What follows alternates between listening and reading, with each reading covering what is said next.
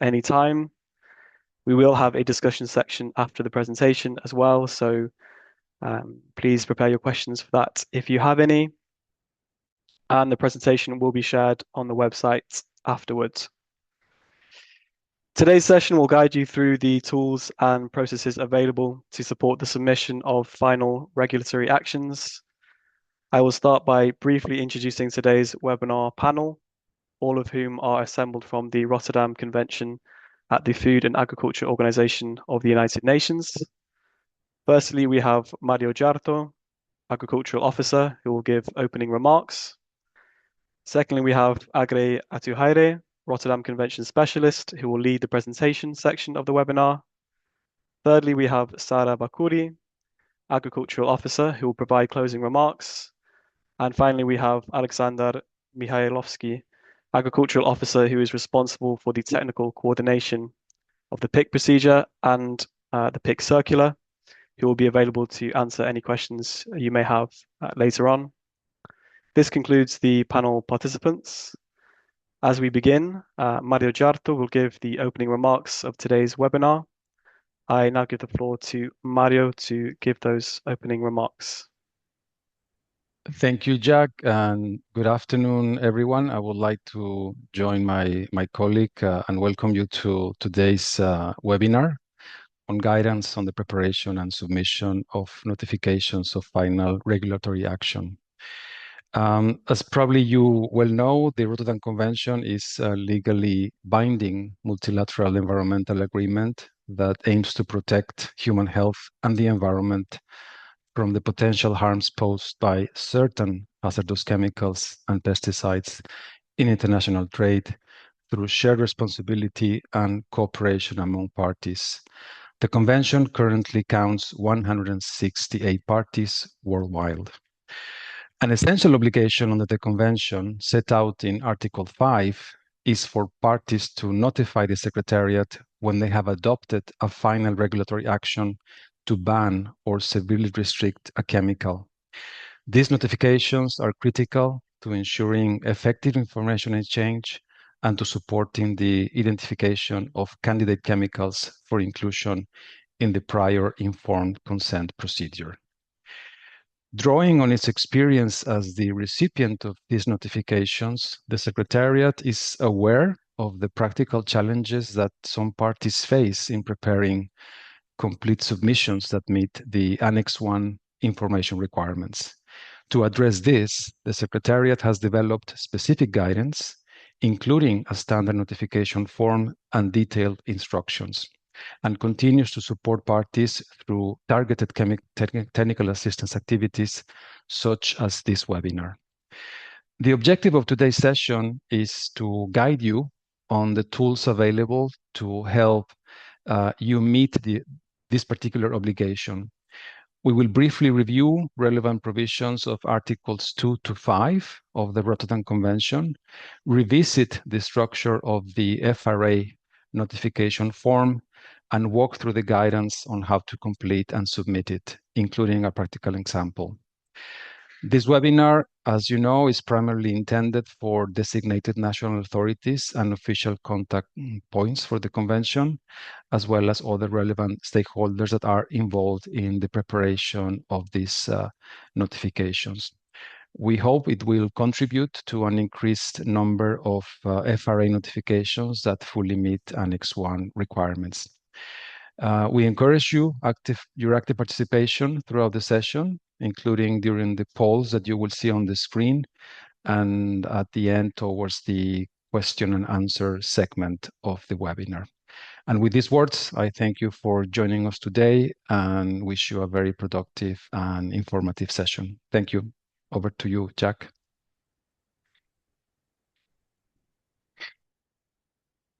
Hello.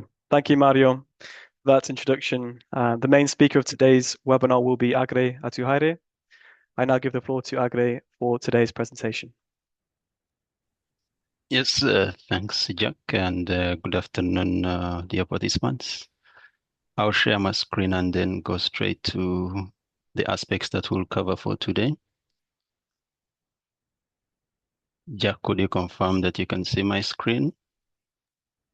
Yes. Okay.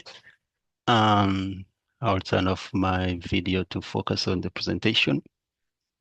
So for the next 20 to 30 minutes, we'll go through this outline, touch a bit on the scope, key definitions and obligations for the parties that are relevant to the notifications of final regulatory action.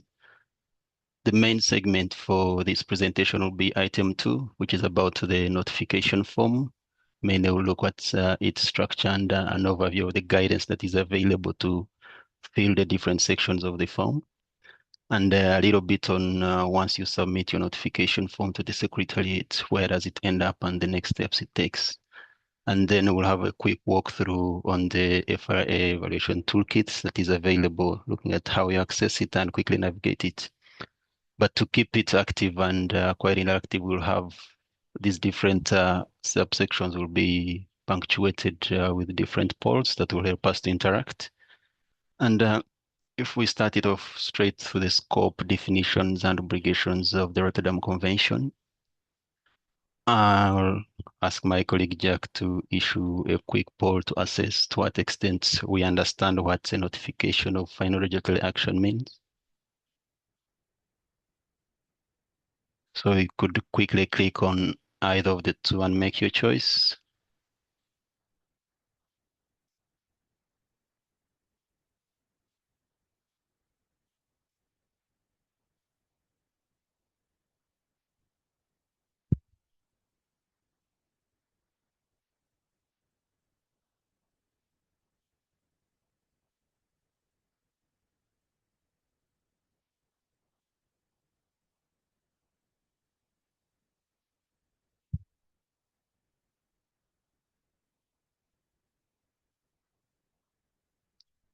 Jack, how much time are you giving us to fill it in?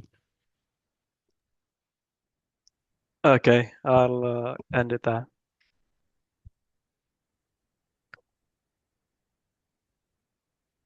Okay. So from what we see from people who have filled it in, we see a majority think that this is indeed a form of communication issued by a party to inform the Secretariat. Indeed, that's correct. And I'm glad that majority of us understand this. Jack, I think we have a quick second poll to tease our minds and get into the mood for this. Jack, could you administer that, please?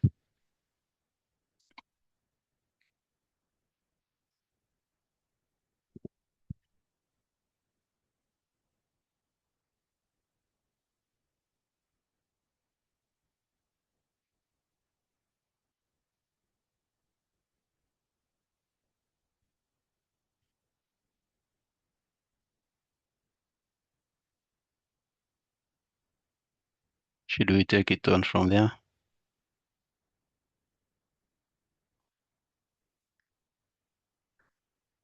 Thank you, Jack. And indeed, again, majority also have it to know that it's indeed a legal obligation for the parties to submit these notifications.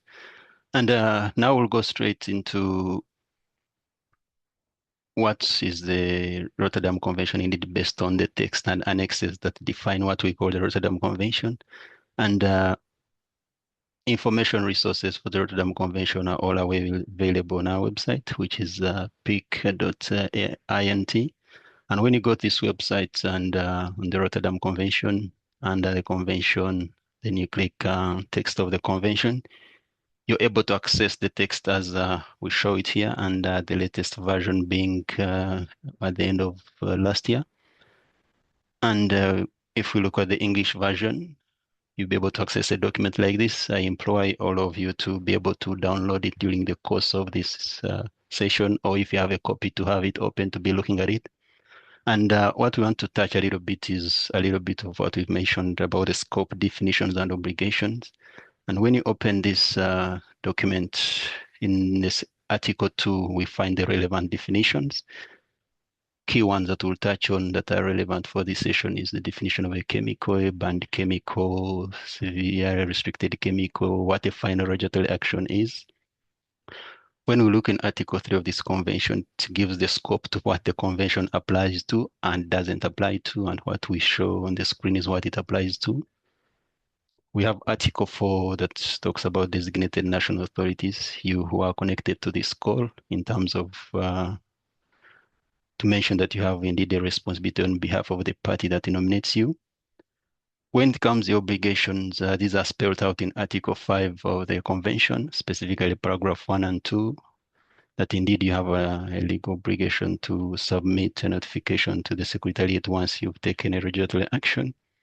And the other component that will be key will be Annex 1 among the annexes of this convention, which has to do with the information requirements that are pursuant to Article 5. And it's this that the notification form is based on as we go now to it.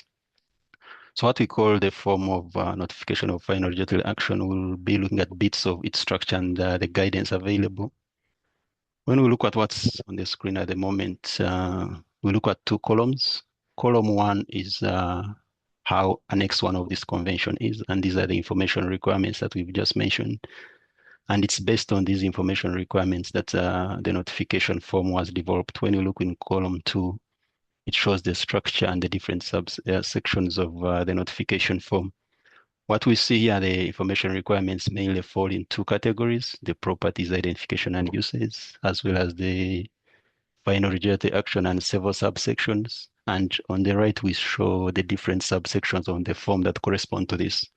So here what we see in black font are components that make up section 1 of the notification form. Then what we see in blue font 2.3 and the others are what make up section 2 of the notification form. Then what we have in red font 3.1, 3.2, this is what makes up section 3 of the notification form. And then of course the last section, which is section 4, that has to do with the date, seal, and signature of the DNA. So again, the website is where we find all this. When you go on the website, click on the procedures, click on the notification of final regulatory action. You'll be able to go where we have form and instructions, and under form and instructions, you're able to get where we have the notification form available in 3 languages, English, French, and Spanish. And then you can also access the instructions, you can access the guidance. And once you click on the notification form, assuming we click now on English, you'll be able to download a form that has a phrase like this, named accordingly. And when you look on when you click on the guidance, you'll be able to access a document like this that is titled Guidance to Complete the Form for the FRA. And these are the 2 key documents that we now look side by side. Look at the structure of the notification form and then bits of the information or the guidance that is available. So the 2 documents side by side. So when we start with section 1 of the form, and this is more about the identity of the chemical subject to the final regulatory action. What we see in section 1, it is spelled out like this, and what's available or what are you required to fill in. So part 1, the common name. Here really what you're required to put in is the active ingredient name, if I can put it so to say. And here we say if the final regulatory action applies to more than one chemical, you'd be required to put the different names there. Specifically, that applies to the common name or what we refer to as the names of the active ingredients. Then, of course, requirement of the chemical name and making reference to the nomenclature that you have used. The trade name, this has to do with the different brands of the products in which that active ingredient exists, and as much as possible to provide the many names that exist that are in use in the country. And the different code numbers, specifically the CAS number is quite key. That's a must to really provide that to help in the precise identification of the chemical. Then as well as the other numbers. And 1.5 to select at least either 1.51 or 52. And in most cases, it's always the first time notification, but there are also cases where a party has submitted a notification before and maybe the regulatory action has changed, assuming, let's say it was a sphere restriction. Now they're totally banning the chemical. In this case, you'll have to tick 152 and making sure that you provide the date of the previous notification that you had submitted. And here we see a typical example of an already submitted form looking at section 1, how it would look like. So this is the party that already submitted this. And we see the information I've just mentioned that is already named. Another example is this, the only difference between these two is that such a party went into a little bit of the detail to break down the trade names, trying to put the different formulations that were available in that country, the selected brand names or trade names, as well as mixtures where that chemical was in combination with other active ingredients.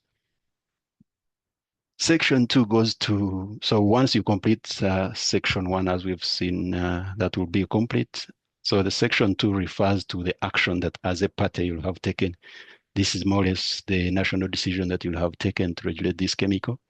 And it's stuff like this. The first part is whether the action you took, whether you completely prohibited the chemical, which would be a ban, or you restricted certain uses and left other uses in place. It would be a severe restriction.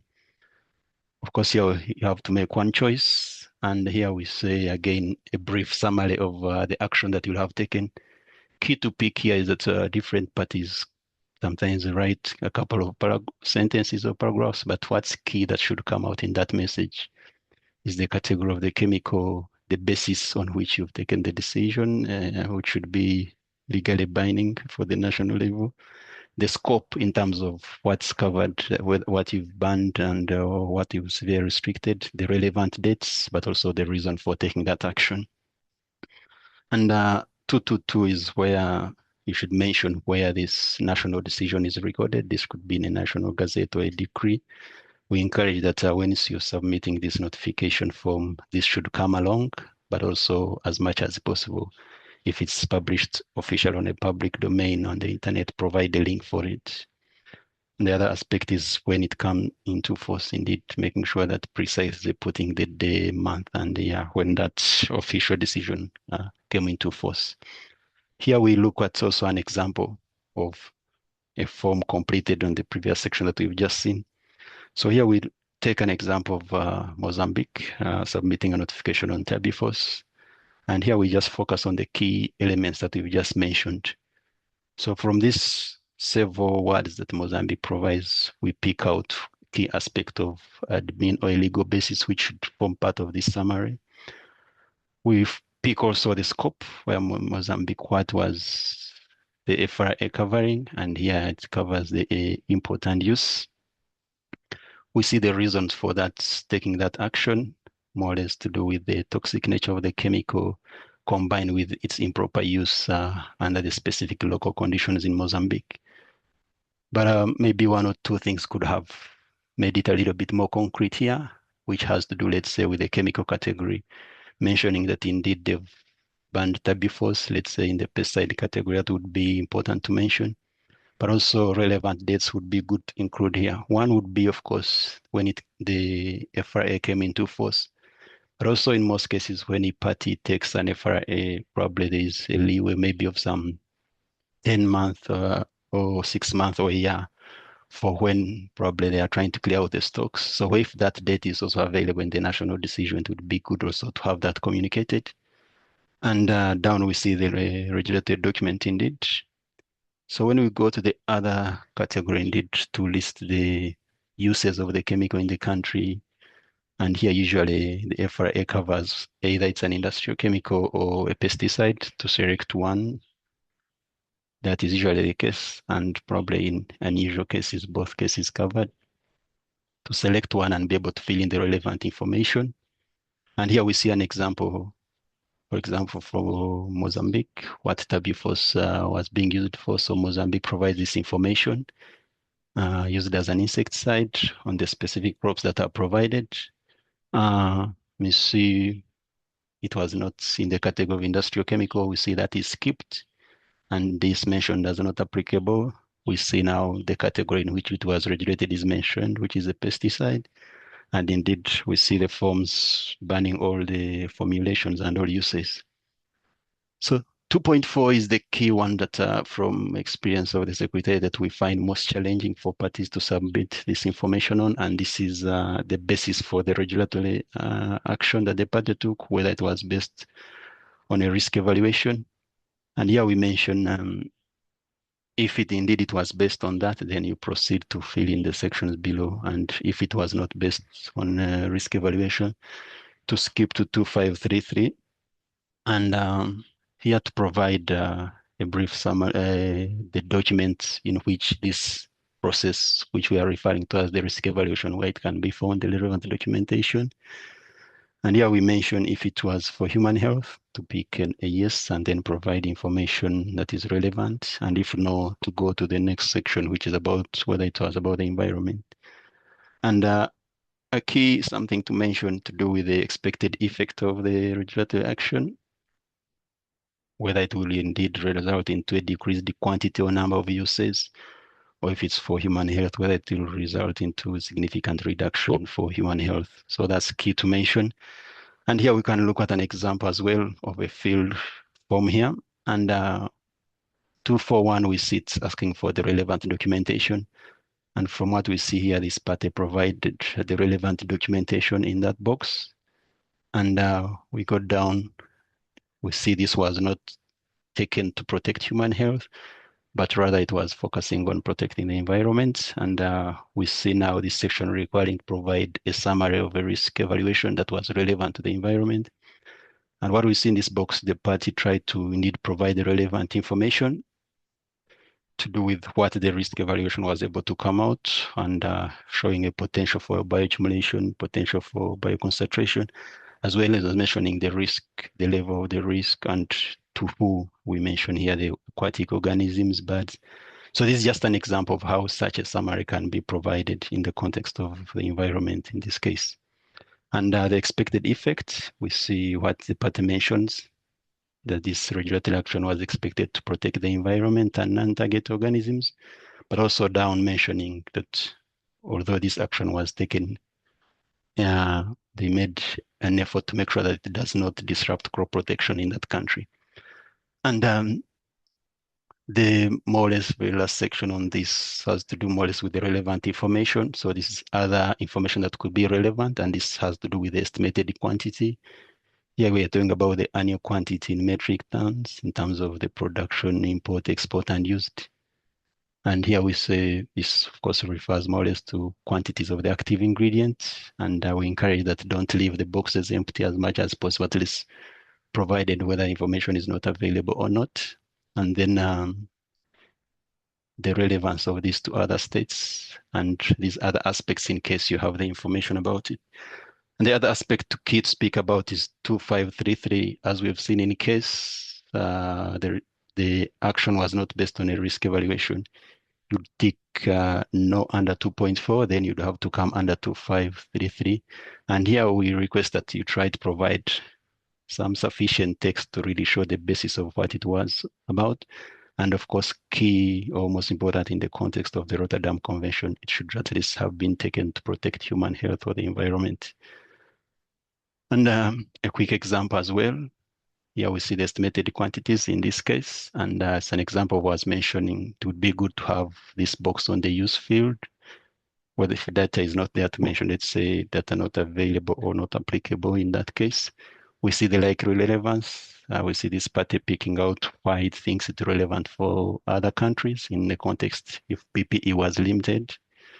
And we see also providing some information on alternatives. And we see a party like this mentioning what they were considering, looking at the process of registering the lower risk chemical alternatives, but also the ongoing efforts in the country to promote biological control.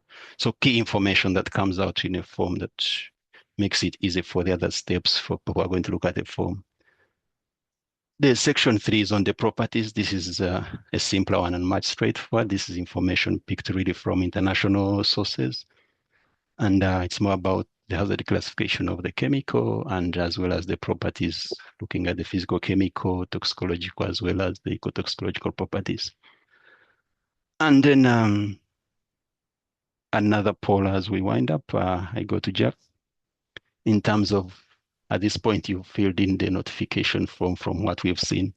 And the question is, who submits this notification form to the Secretariat, Jeff?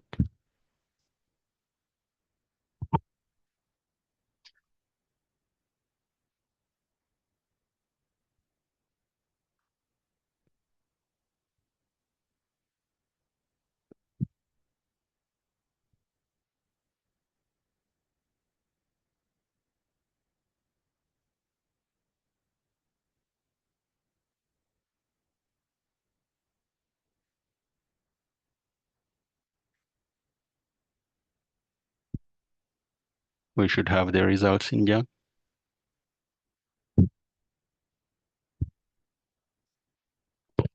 Okay, so quite an interesting one. From the results, majority think it's the DNA and the OCP. And the next section should give us the correct answer. So from what we've seen, 53% think it's the DNA and OCP, 41 think DNA only. So the answer falls in the next section. So section 4, it has to do with the submitter, who is the designated national authority. So indeed, the DNA is the one to submit this. And here we see an example of completed forms submitted.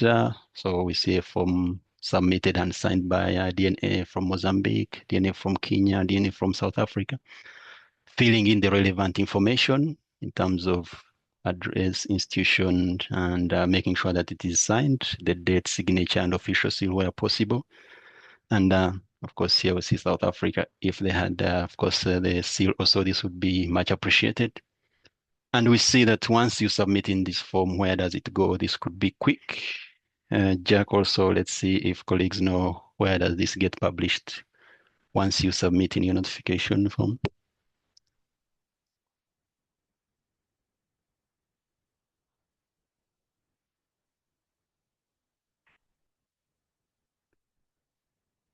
Let's make a quick selection in the interest of time.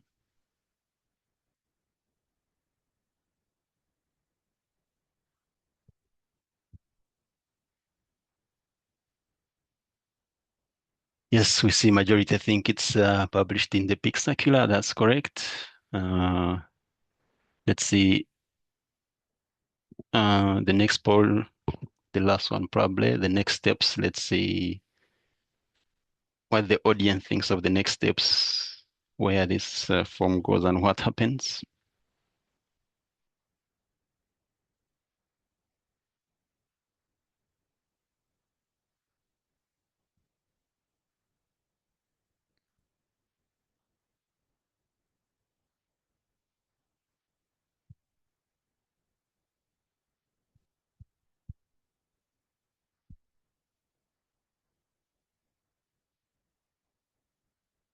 Do we have the results? Okay. So majority think the Secretariat verifies it and then publishes it in the PIC circular. That's correct. And here we look at this quick step that shows where it goes. And indeed, as a party, once you submit in your form, you've done your restriction or ban at national level, you submitted, filled in this form and submitted it. You submit it to the Secretariat. And indeed, the first step the Secretariat does is to verify this notification form against the Annex 1 information requirements. Then it gets published in the PIC circular. For the first time in the PIC circular, it goes in Appendix 1, and there are 3 parts. If it meets all the information requirements of Annex 1, it goes in Part A. If it doesn't, it goes in Part B. And if the process of verification is still ongoing, it goes in C. And then subsequently, if at all it's not listed, it will always be in Appendix 5 of the PIC circular, either Part A if it met the requirements or Part B doesn't. And then we say if it meets the requirements, then you'll be asked for supporting documentation. And once we have 2 notifications from 2 different PIC regions, then this gets forwarded to the Chemical Review Committee. And we say the Chemical Review Committee will review the 2 notifications on one chemical. And if there's consensus, indeed, adopt a rationale and forward and prepare DGD, then forward it to the Conference of Parties. And the Conference of Parties, through consensus, will have to make a decision on that. And if there's a consensus, the draft decision guidance document will be adopted, and indeed the chemical gets listed in Annex 3. So as I wind up, I want to use 1 minute or so to say that, so we've completed the notification form, but also there's available guidance in the process of taking that regulatory action at national level before you decide to ban or restrict a chemical. On the website, we have guidance that would also available to inform on what you could do, and this is what we call the FRA evaluation toolkit. And once you go to the website, you go under implementation. So either you could go to the resource kit and then go under toolkits, or you could go straight here on what we have as the FA evaluation toolkit. And to bring you to this page, and it has different tabs that are clickable as well as on the side. And what tab one on the CRC requirements mainly, it reminds you of the information requirements for Annex 1, talks about the different peak regions, but most important, the key here is to also know the criteria against which the Chemical Review Committee reviews the notification. The other ones will be when you click here, there's a database here. Once you click on this, the database on the different notifications that have already been submitted to the Secretariat, which meet all the information requirements of Annex 1. Then the next one also under this, you have a database that also shows the different notifications that have been found to satisfy also the risk evaluation and Annex 2. And the other relevant tabs, and the key one that you may need to know about is the bridging information. Under this tab, you download a document that shows you what bridging is about and the information that is required. And as you know, that bridging is in most cases, especially for developing countries, once you want to use information, a risk evaluation that has been undertaken by another country, and you want to contextualize that to your situation. So that's the kit that is available for you to look at. So to summarize my talk, I would like to say that as a party, you have an obligation to prepare and submit a notification form once you've taken a national decision on a chemical. And again, we reiterate that the Secretariat is always available to support you in this process, in addition to the guidance that is available on the website. But also we mentioned that the primary purpose of submitting a notification, as it is really the obligation, is to contribute to the global information exchange. And as we've seen, this is mainly through the peak circular that is published twice a year, which of course will let you know that at least the chemical has been banned or severely restricted among the 168 parties of the convention at the moment. And also we emphasize that a notification form is complete even if it's not based on a risk evaluation. And we emphasize indeed to make sure that that is indicated in the form. And we say that the risk evaluation is desirable, but not mandatory for sure. And as we've seen in the process of taking your national decision or before it, also there's guidance for you in once to inform your decision, at least to base it on evidence-based or scientifically sound regulatory action that you take. So that will be my time. Thank you so much for listening to me. Over to you, Jeff.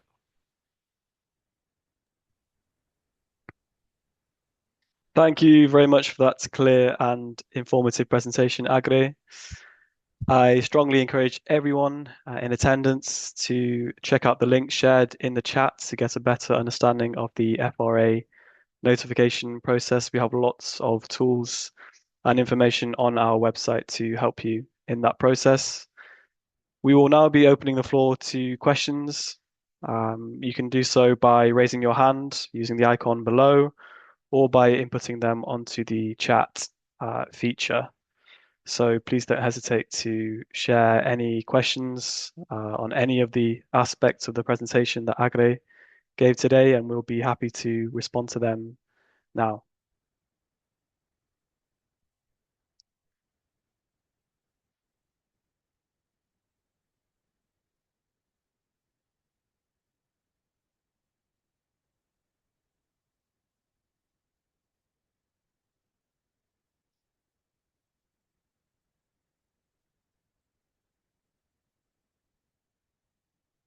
Feel free to share questions on any parts of the FRA process. That could be from the technical side or the Secretariat side. Be happy to assist. So we have a question in the chat from Gabriel Carter.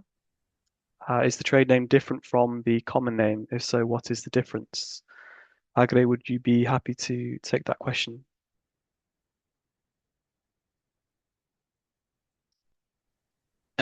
Jack, straight away.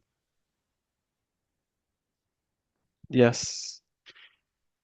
Yes, indeed they are different. As we've just shown, the common name basically refers to the active ingredient that is in the chemical.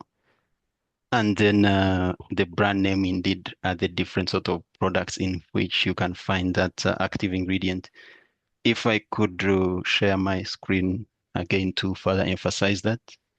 I think we looked at an example like this. So from what we are showing on the screen, in this case, paraquat dichloride will be the common name or the name of the active ingredient, or per se, the poison that is in the chemical, if we call it that way.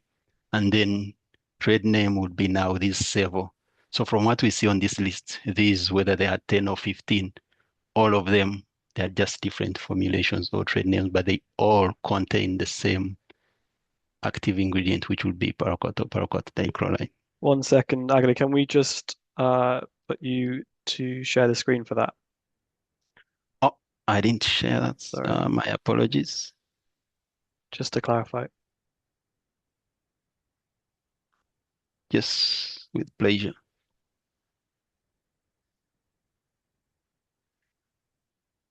Could you confirm that you can see it now? Yes. Yes, so this is, so I was saying yes, they are different, and common name is the name of the active ingredient, sure, or what we call sort of the actual poison or the killing agent in the chemical. And then we know that rarely that exists alone. It has to be other aspects that are added in that, other components, and what we now to make a proper formulation. And we say here we have the trade names, and we say of these several trade names, whether they are 10 or 15, they all, what they have in common is that they all contain the same active ingredient, in this case, which is paraquat or paraquat dichloride ampere. So common name, the name of the active ingredient, then the trade name being what we call sort of the brand name. Yeah. So in a country, you'll find at least to be one chemical, but it can exist in over 10 or even over 30 different brand names or trade names. Thanks. Back to you, Jack.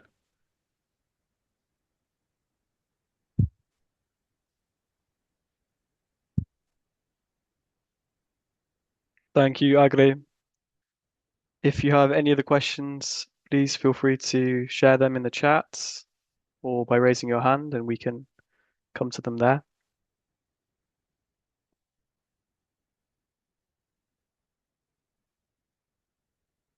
Yes, Sarah, I'll pass you the floor. There is a question in the Q&A session. Sorry, just quickly, Sarah, your microphone is there. It is. Can you hear me? Yes. Okay. There is a question in the Q&A session. Why do such chemicals that have been found to be dangerous to humans, animals, and the environment still produce it and use it, especially in the developing countries, and not completely phased out the world over? Thank you for the question. Just here, I want to remind the mandate of the Secretariat and the objective of the convention. It's not in a position or responsible of banning or restricting the use of any chemical. The objective of the convention is to raise awareness, enhance the exchange between parties, and help decision makers to take informed decisions. Thank you, and we are looking forward to hearing from other colleagues, and I join you to encourage our participants to feel free and ask a question, share with us what they find maybe not really clear in the presentation or particularly in the process of the completion and submission of DNA. Here it is the occasion to clarify everything related to this legal obligation.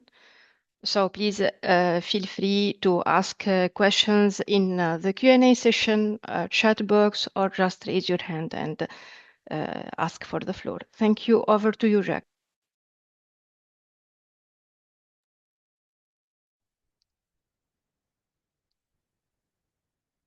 Thank you, Sarah. I can see a new question from Gabriel Cato. Yes. Maybe Agri, if you would like to respond to this question, or I can take it Yeah. over to you. I would respond, and then after through you, Jack, I'll request Alexander also to speak a bit to it. But also, I think the other previous one that a colleague put in the chat, Q&A. Yes, indeed. And Article 5, indeed, it's prescribed that a notification should be submitted within 90 days after the regulatory action has been taken. But in practice, this has been challenging, but and based on that, there's legal guidance in terms of if it's not submitted within that period. So I would say within the convention, indeed, it should be within the 90 days, but in practice, it's been challenging and parties are not submitting it within the 90 days. And based on that, legal guidance from the Secretariat has been provided in line with this. I'd like to request my colleague Alexander to speak to that. And Alec, if you could also, I think the previous one, the bit controversial on why chemicals continue to be produced if they're dangerous. Alec, over to you. Thank you, Agri. Well, you basically responded this question. The Article 5 clearly states that the notification needs to be submitted within 90 days of final regulatory action being taken at national level. However, that has been very challenging for all parties, no matter whether they're developed or developing. And majority, if not to say all the notifications we have received so far, at least while I've been responsible for the verification process of those notifications, they have been submitted after this deadline of 90 days. However, they are still acceptable for the Secretariat, and they're still being verified and published in PIC circular and potentially becoming part of the CRC process for potential listing of the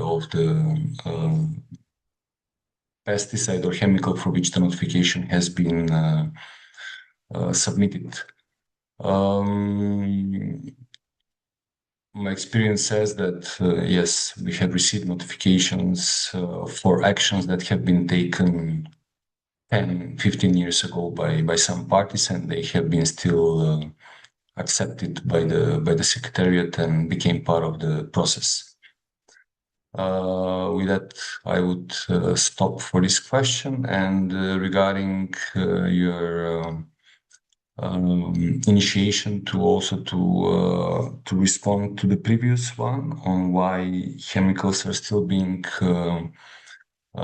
hazardous and dangerous chemicals are still produced are still used in developing countries. I think Sarah already responded that question, and I would not say anything more than that. Of course, I would just add that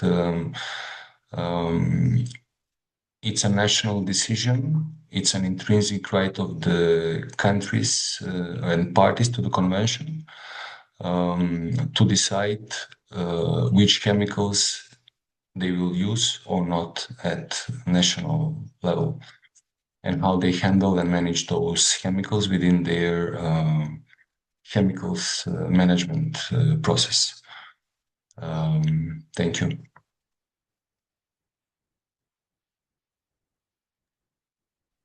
Thank you, Alexander. So we have another question in the Q&A box from anonymous attendee. From my understanding, the FRA needs to have some legislative backing. Can we then submit an FRA if we don't have legislative and regulations for the chemicals in my country? Agri, would you be happy to take that question? Yes, please. Indeed, an FRA has to be legally binding. If I can say, it has to be based on a national decision that is legally binding. It could be a national policy. We see sometimes sort of a ministerial decree, but all in all is that the action that is taken on that chemical, whether it's a ban or severe restriction, indeed it should have legal implications in case actors in that country go against that. So indeed it should be based sort of in a legal basis. May not be based on the law per se, but it could be a ministerial position that is legally binding. Probably he's picking powers from a certain law. But in summary, it should really be legally binding, and going against that action in the country should be punishable, at least within some framework of some legal framework.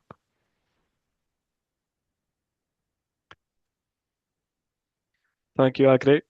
We have another question from an attendee who's raised their hand. So I'll just unmute you now if you can state your name and your question, please.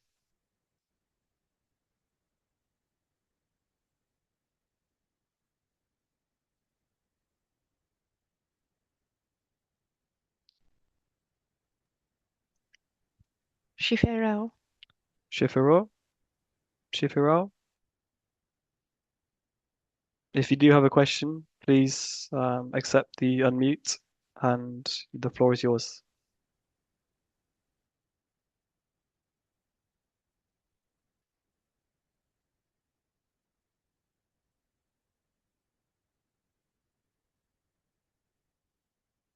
In the meantime, Sara, did you have anything you wanted to add to that last question?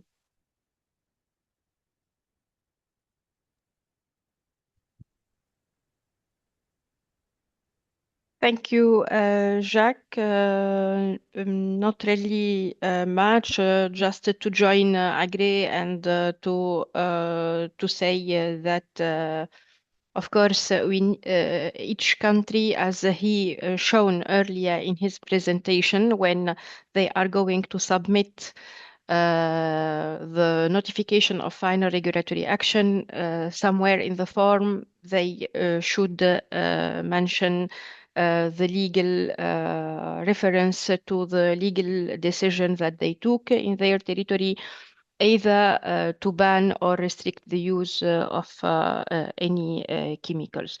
So this is all from my side.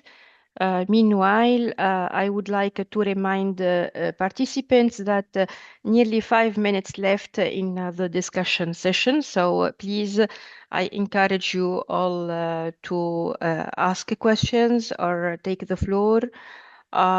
If you have any comment, suggestion, because we are coming to the end of this session.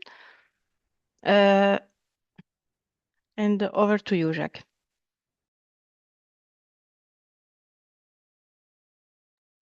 Thank you very much, Sara, for answering that question. And yes, please do raise your hand or submit any questions into the webinar chat or the Q&A function, and we'll be very happy to respond to them for you. So we have one that's just come in now from Daniel, and they ask, is the FRA requirements based on the proposal to include the chemical or SHPF under the Annex 3 only, or does it apply even to national decision to ban or restrict a certain chemical or SHPF for protection of human health or the environment? Alexander, would you be happy to take that question on the floor? Thank you, Jack. I'm trying to understand the question, so give me a moment to go through it once more.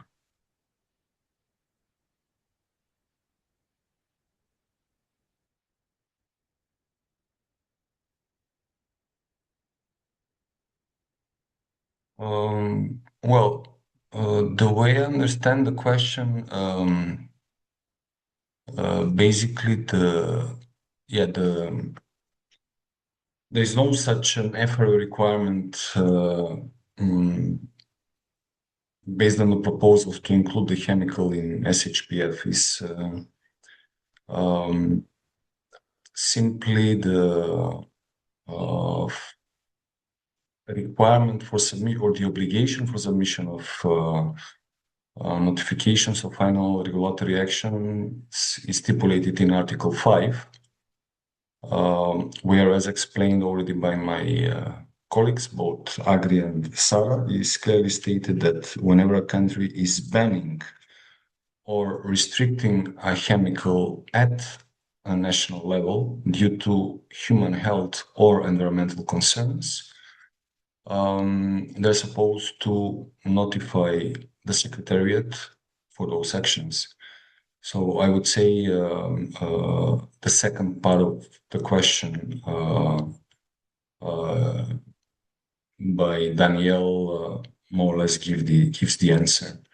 And then the other requirement is, and that also connects with the previous question, is basically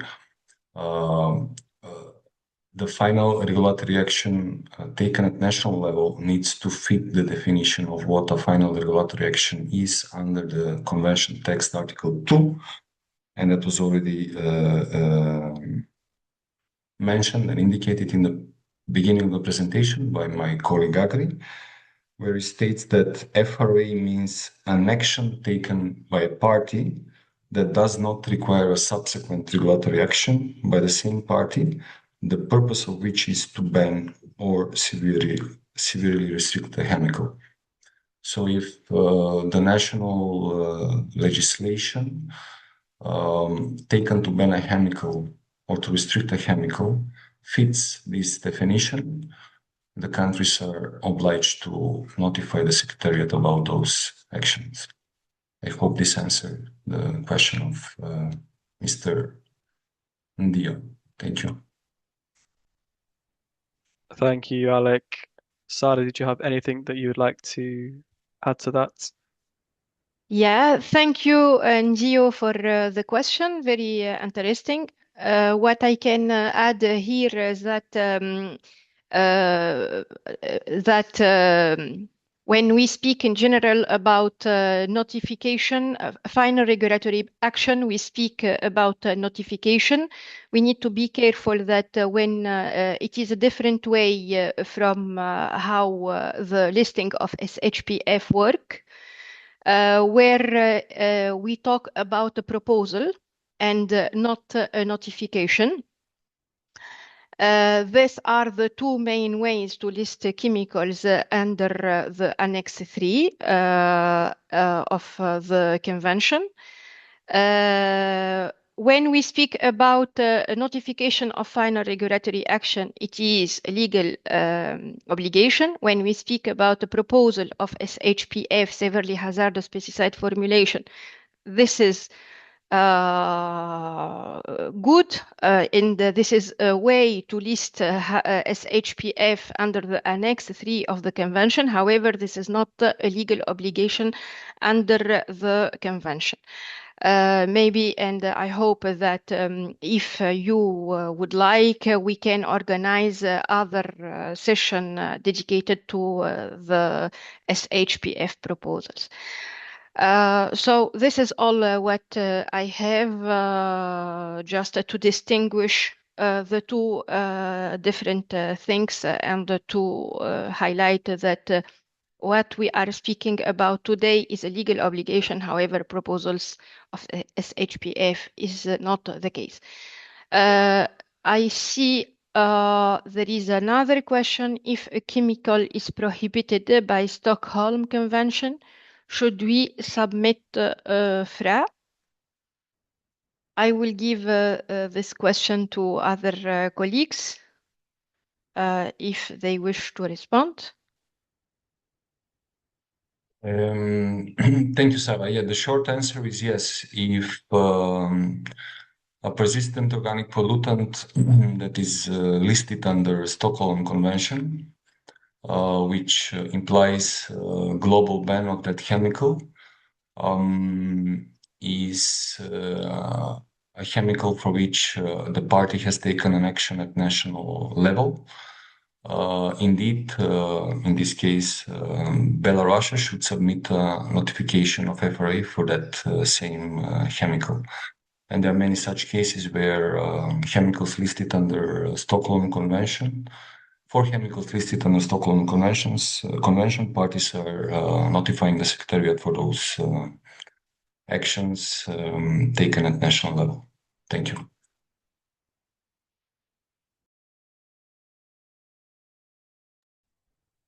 Thank you.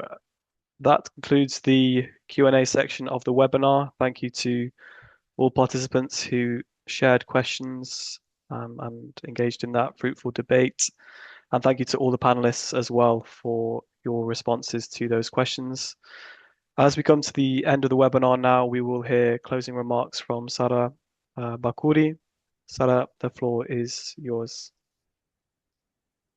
Thank you, Jacques, and thank you to all participants for your interest and for joining this session.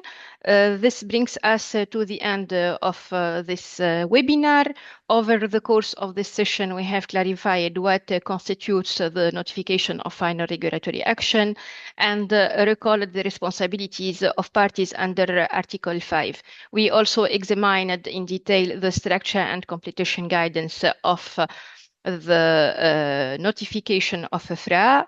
And we had an occasion to highlight the key sections and practical points to support the preparation and how to complete these forms.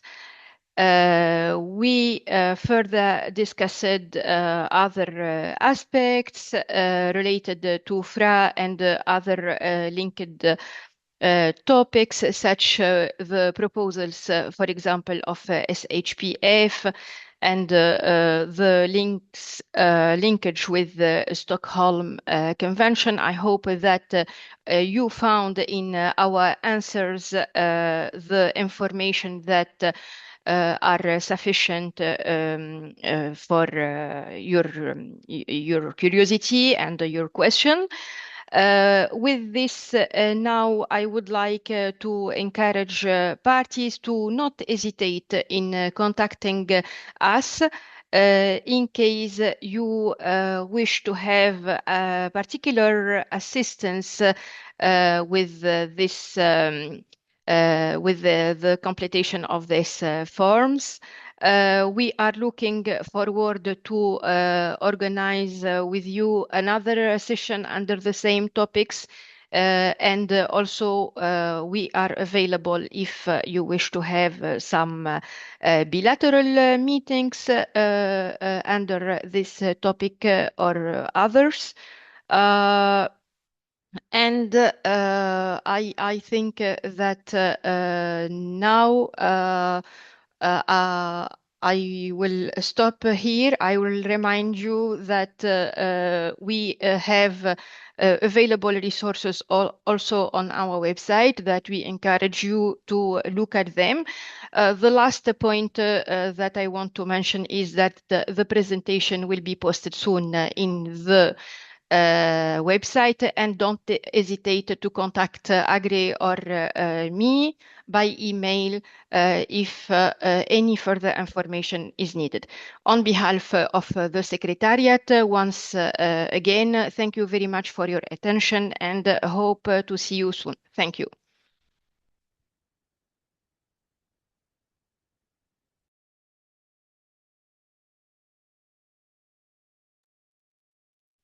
Thank you, Sara. We hope the session was helpful. And please do stay in contact with us through those links in the chat. Finally, thank you to our speakers from the Secretariat of the Rotterdam Convention for today's webinar. And thank you to all of you for participating. We hope you have a lovely afternoon. Good day. Bye-bye. Thank you. Bye. Goodbye, everyone. Bye-bye. Thank you. Bye. Bye.